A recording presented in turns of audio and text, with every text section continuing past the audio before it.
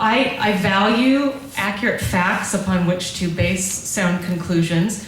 You may not agree with all of my conclusions tonight, but if you hear me state a fact that you think is wrong, please tell me about it afterwards.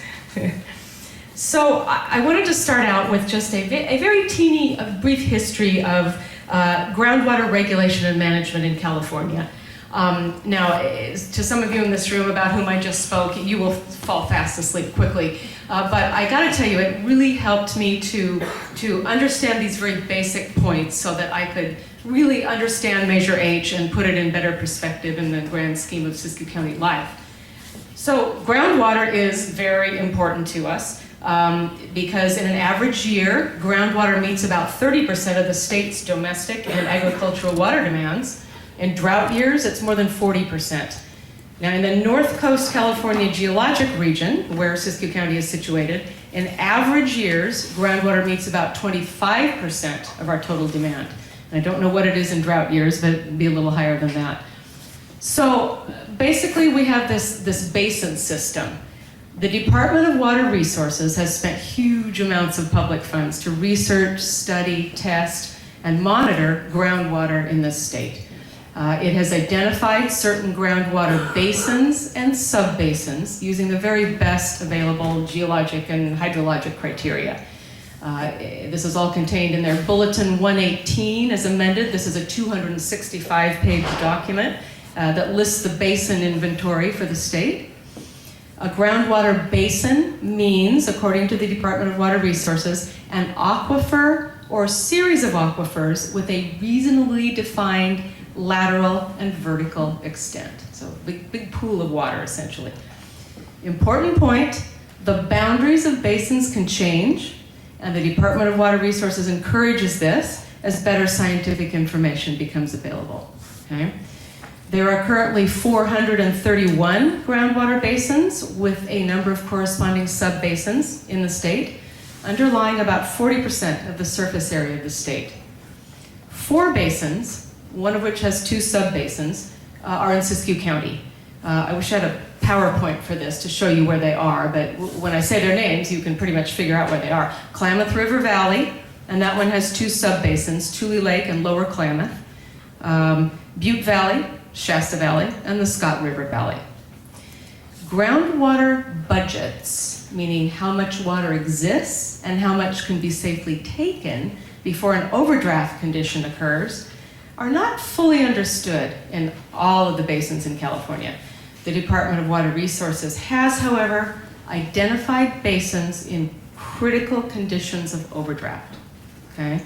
So, important point, there are 11 of these in California, none of which are in Siskiyou County. Okay? So to summarize this, we have existing science-based mechanisms for identifying where most of our groundwater exists and for determining which groundwater is in trouble, and lots of state funds are committed to these studies already. Okay? So how do counties manage their groundwater? Well, California counties are allowed to manage their groundwater. This was confirmed in a 1994 appellate case called Baldwin versus Tehama County. Most counties have groundwater management ordinances. The primary objective of all of these ordinances is to manage exported water, water that is transported and or used outside of the basin from which it is drawn. Okay, these ordinances aren't meant to manage our internal use of groundwater, and to ensure that the groundwater supply in each basin is sufficient to meet local needs. Okay? Important point, Siskiyou County has such an ordinance already. Now, all, and I want to emphasize the word all, county groundwater ordinances seek to regulate groundwater basins only. Basin groundwater only. Okay? Why? This is because, according to the Department of Water Resources, this is where most of our groundwater resides, in these basins. And this is a quote, "Non-basin areas contain smaller amounts of groundwater in consolidated sediment or fractured hard rock," end quote. So this is the groundwater that has been studied and from which determinations of potentially dangerous overdraft conditions have already been made. Okay? So again, this is Siskiyou County's existing ordinance. Okay. Now we come to September 2014 with the passage of the Sustainable Groundwater Management Act, or SGMA for short. It provides requirements for groundwater basin management through groundwater sustainability plans, or GSPs. There's a lot of acronyms in this government business, I'm discovering. The GSPs, they apply to basins only so far, and only to medium and high priority basins. In other words, at-risk basins, okay? Important point here, 3 of Siskiyou County's basins are medium priority. Now, one of the 2 Klamath subbasins may be medium. Greg Plucker says yes, but I haven't found an independent corporation for that. None are high priority, okay? A GSP, Groundwater Sustainability Plan, requires a huge amount of input from local stakeholders, ranchers, farmers, businesses, municipalities. We will be required to develop our, Siskiyou County's, Groundwater Sustainability Plan by January 3rd, 2022. So that's in the works. As stated above, additional basins can be designated and the priority levels can change for these things. The Department of Water Resources and SGMA encourages and requires detailed local studies and local input when defining groundwater basins and subbasins and their priority levels, okay? And when developing our GSP. So the conclusion here, we have the ability to manage our groundwater, A, under our existing ordinance, which is based on the best scientific information available, and B, under SGMA, pursuant to our future groundwater sustainability plan, with lots of local input, okay? So now I want to talk about our existing ordinance. What does it say? Why was it drafted? And what does it do for us? Okay? It's found in Title 3, Chapter 13 of the Siskiyou County Code, and it's entitled Groundwater Management. Okay? It was enacted in 1998 with a couple of amendments in '01. So here's what it does. There are 4 important elements to it, okay? Number 1, a permit is required for groundwater extracted from these, number 2, these heavily studied, already defined at-risk and potentially at-risk basins, okay? When, element number 3, the groundwater drawn will be used outside the basin from which it is drawn, and element number 4, commercial water bottling enterprises are specifically exempt from this permit requirement, okay? So remember these 4 elements. We've got permit, we've got at-risk basins, we've got used outside the basin, and then we've got this exemption, okay? So let's look at the meaning of each of these important elements. The permit requirement. So I spoke with Interim Community Development Director Bill Navarre. He's kind of a short timer. He's only been with the county 29 years. He consulted with his staff with regard to my questions, and no one has ever applied for a groundwater extraction permit under this existing ordinance. But he did report to me that his personnel concluded that the process for this permit would be very similar to a use permit, with the additional requirement of review of the use by the Board of Supervisors. So it's the Board of Supervisors who gives this extra review and issues the permit, okay? It would require an environmental review, a CEQA review. Now, sometimes these result in these mitigated negative decks, but most likely, Mr. Navarre says it would trigger a full EIR, an environmental impact report, okay? Then you go to public review, then a hearing before the Planning Commission. Planning Commission makes a recommendation to the Board of Supervisors. Then there's a hearing before the Board of Supervisors, and then the Board of Supervisors issues or denies and places conditions on the extraction, okay?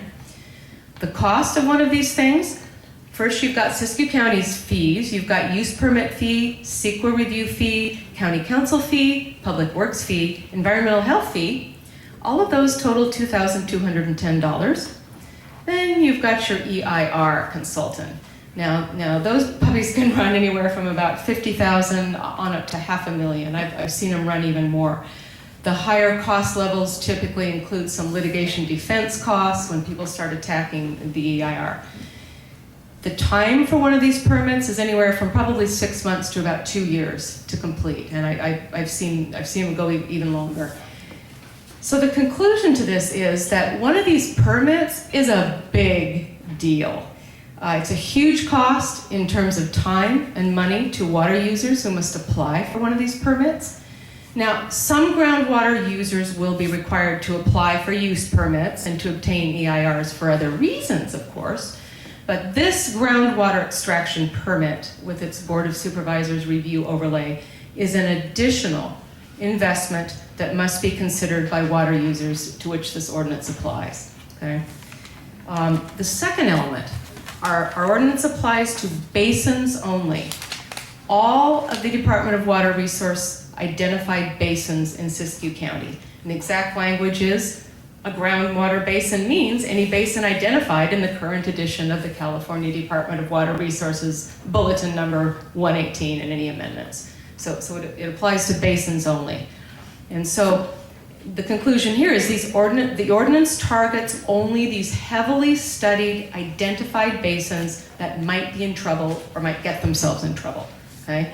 The Siskiyou County supervisors at the time, and I spoke directly to one of them, who was heavily involved in drafting our 1998 ordinance, clearly wanted to limit this permitting requirement to situations with a demonstrated actual or potential scientific need.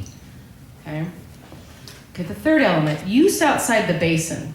So in the ordinance preamble, Siskiyou County acknowledges the state law principle that recognizes the need to protect basin groundwater for local use and to allow extraction of basin groundwater, quote, only if the groundwater supply in the basin is surplus and exceeds the reasonable and beneficial needs of the overlying users.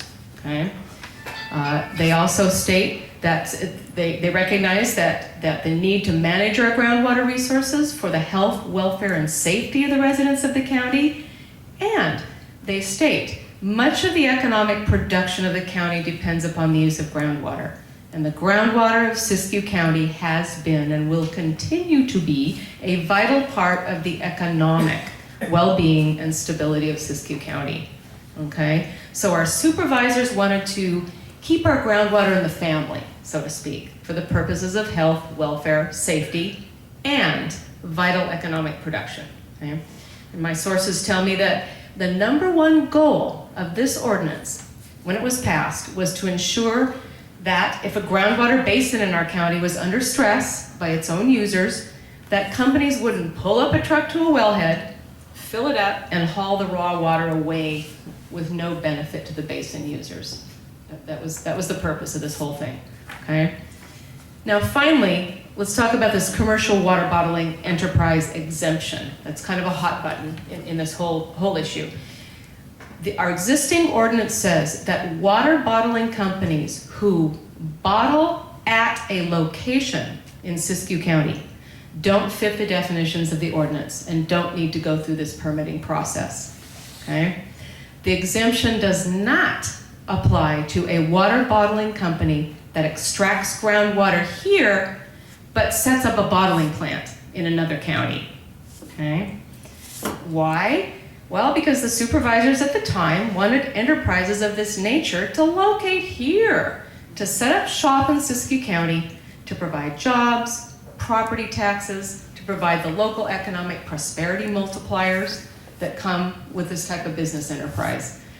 And apparently, at the time the ordinance was drafted, Nestle was attempting to come into the Mount Shasta area. And the Board of Supervisors said, we'll share our groundwater with you guys as long as you use it here by building us a plant. We benefit you, you benefit us. And we won't impose this huge permitting burden on you as long as you bring your business here to us. Okay?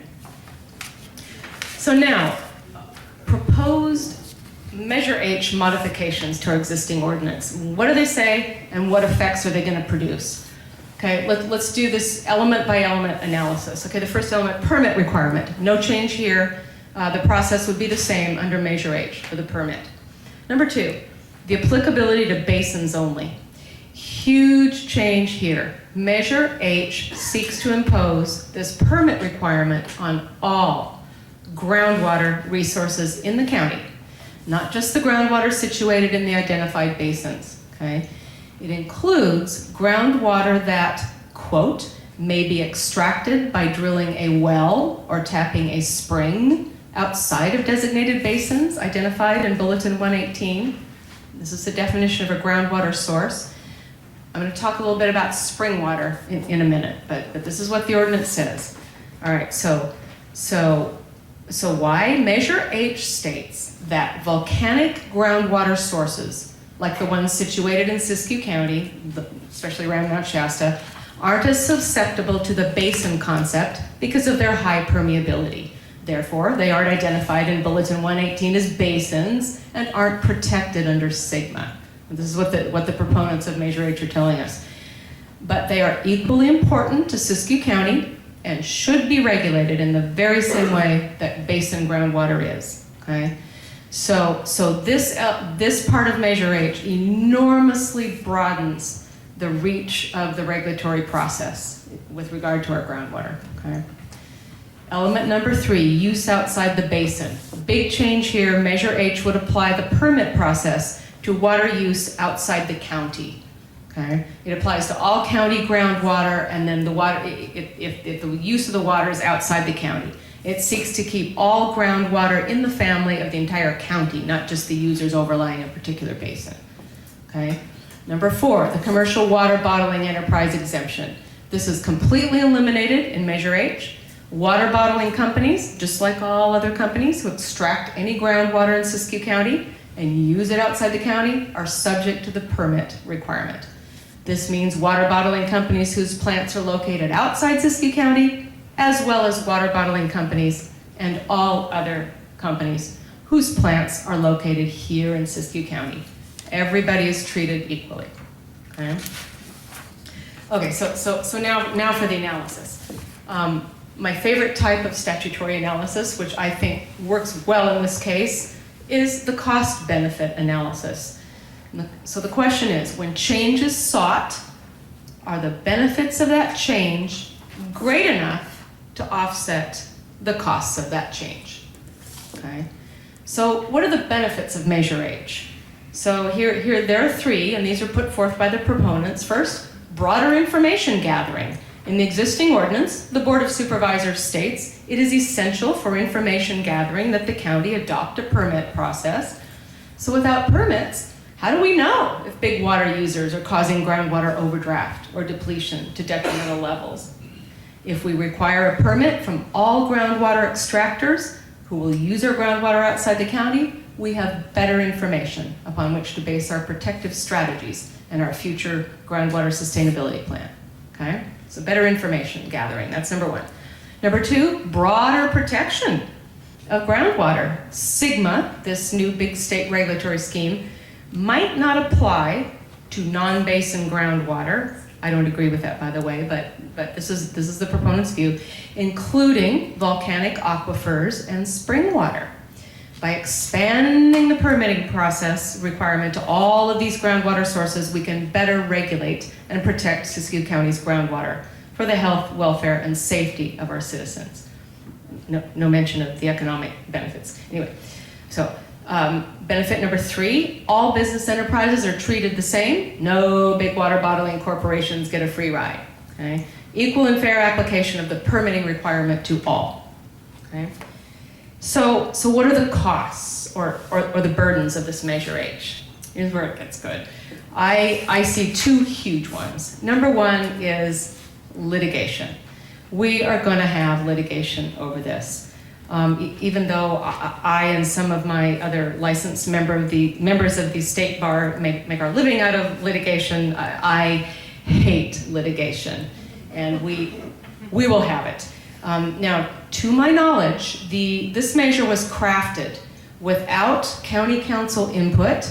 Our county council reviewed it after the fact, but wasn't consulted in the drafting of this at all, or Board of Supervisors input. I don't think that they were consulted prior to launching this thing, or the input from the array of stakeholders that have been and will be providing input for our groundwater sustainability plan, okay? Area of litigation number 1. Does this measure apply to spring water? Okay, this is a complicated analysis, but essentially it goes like this. Okay, so now I have my lawyer hat on.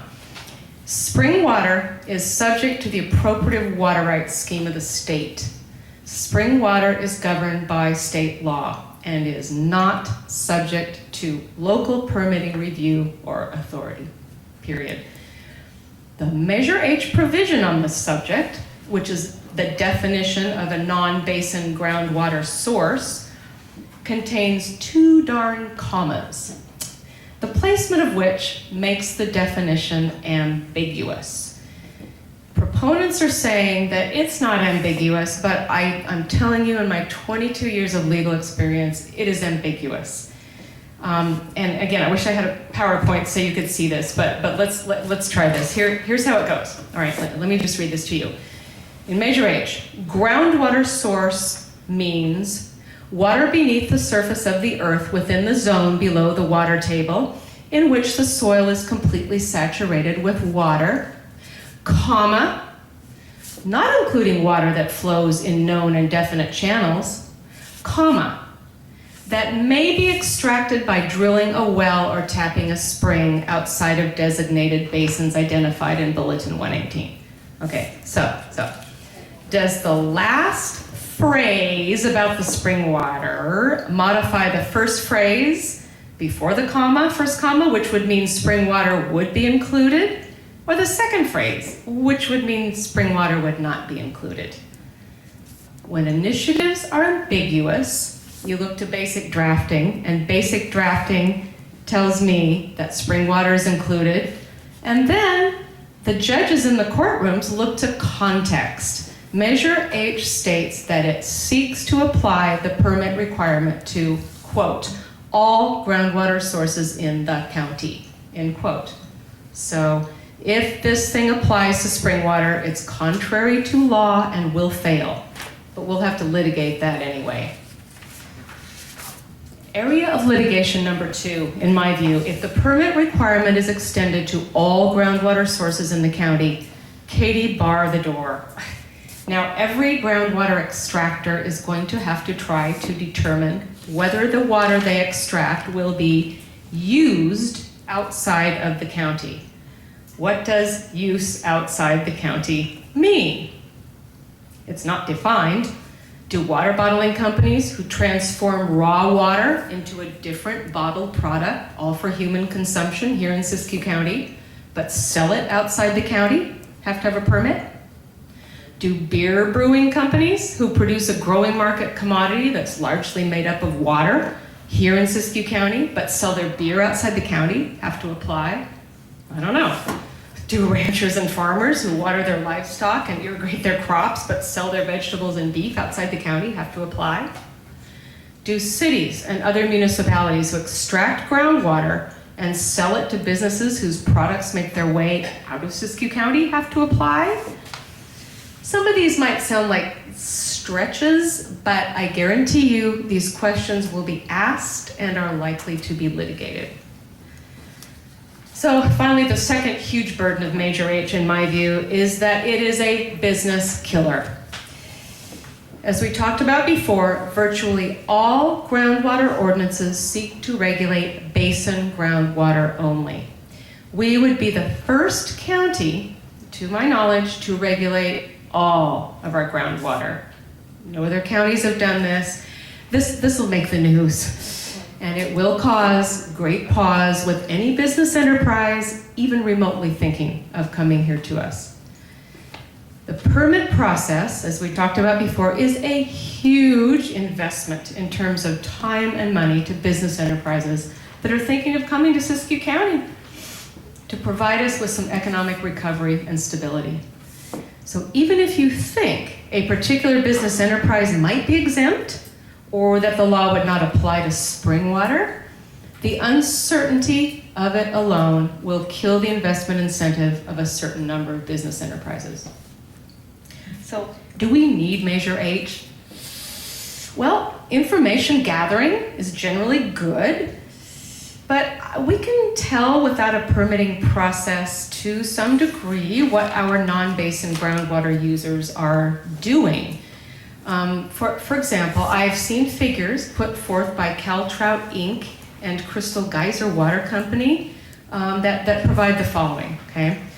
First, the big spring in Mount Shasta has a capacity of 13,757 acre-feet of water per year. Crystal Geyser will use 130 acre-feet per year initially and 240 acre-feet per year on a fully developed long-term basis. Okay, and just a tiny portion of that, or the word tiny is relative. Second, in 2012, Siskiyou County had 42,600 acres of alfalfa under production that used 149,100 acre-feet of groundwater per year. Crystal Geyser will use the equivalent of a 40-acre field of alfalfa initially and a 70-acre field on a long-term basis. So in the grand scheme of our Siskiyou County groundwater use, it doesn't sound like much and probably won't cause catastrophic problems. Is Crystal Geyser, this big bad company, lying to us? I don't know. They might be. But I do know one thing. Companies like that don't invest millions of dollars in plants here just to deplete their own groundwater sources. Are there other ways of getting this information about the capacity of the groundwater areas and how much these companies are taking? Yeah, I think so, probably. Looking at well reports, metering could be imposed, a flow tax of some sort. But these are discussions for another day, and they could be alternatives to amending our existing ordinance. All right? So expanding the reach of protection might be generally good, but considering the great costs, do we need it for volcanic aquifers that are porous and don't tend to collapse with overdraft? I don't know. The state is expending great resources already to study and monitor the areas where the greatest amounts of groundwater exist and might be in jeopardy. And SGMA does allow for changing definitions. It does not render us powerless to protect more and different sources of groundwater, as the proponents claim. Finally, treating all business enterprises the same is generally good. I don't think there's any doubt about that. Why should we treat water bottling companies with more favoritism than other types of business enterprises? But in my book, all business enterprises that set up a plant here to process our natural resources and provide jobs, tax revenues, and economic multipliers that allow us to make a living here in Siskiyou County should be exempt from this permit process. I would rather work on modifying, clarifying our existing ordinance to clarify the definition of what use outside the basin means, exporting mining water, exactly what that means, to include only enterprises that don't benefit us economically by having a processing plant here, that take the raw water out with no benefit to us, like the original bottling company exemption was designed to do, okay? This way we can treat all business enterprises equally and eliminate doubts about groundwater export and what that really means to us. So finally, I'll wrap it up. I just want to give you my sort of core values conclusion here. Siskiyou County, as we all know, is blessed with incredible natural resources: timber, minerals, water. We humans are a symbiotic part of the food chain. Yeah, we're at the top of the chain, but we are a part of it nonetheless. As the top of the food chain, we have the ability to exploit our natural resources to the point of overdraft. As a result, we do have to be careful. We must manage our natural resources in an intelligent way so they're renewed and preserved. I think both sides of this debate would agree to that. Siskiyou County residents have the right to survive here. We have the right to protect our natural resources for our own use, but provided we have enough for ourselves, we can also share them with our fellow humans. I want to share when I can, but I'm not going to give them away. If a good business enterprise wants to use our natural resources, then it's got to pay a price.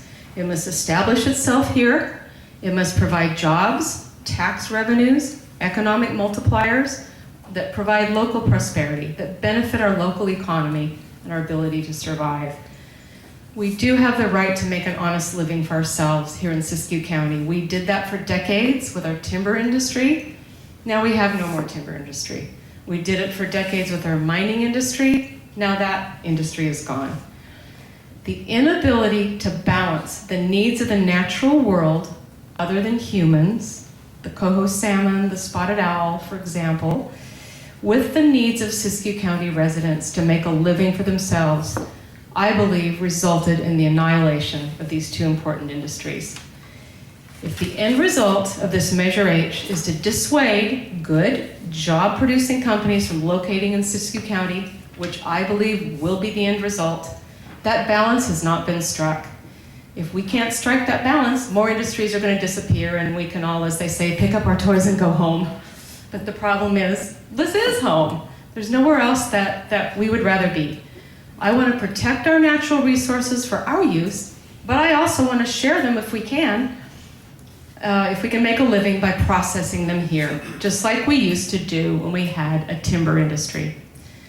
So the bottom line in my book, we must, and we should, and we can comply with state law and manage our identified groundwater basins that have already been shown to be in actual or potential danger of overdraft through our existing groundwater management ordinance, to impose an additional statutory burden that runs the risk of driving away economic prosperity without a demonstrated dire need to do so is not good for Siskiyou County. That's my story and I'm sticking to it.